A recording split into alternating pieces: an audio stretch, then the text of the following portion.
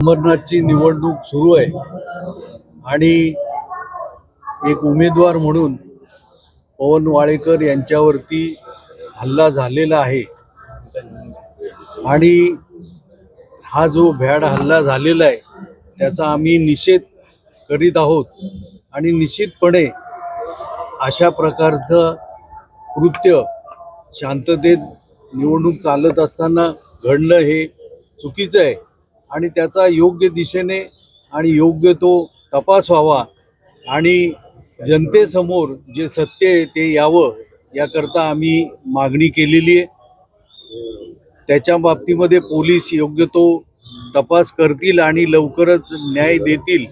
आणि सत्य उघडकीस आणतील याचा आम्हाला विश्वास आहे।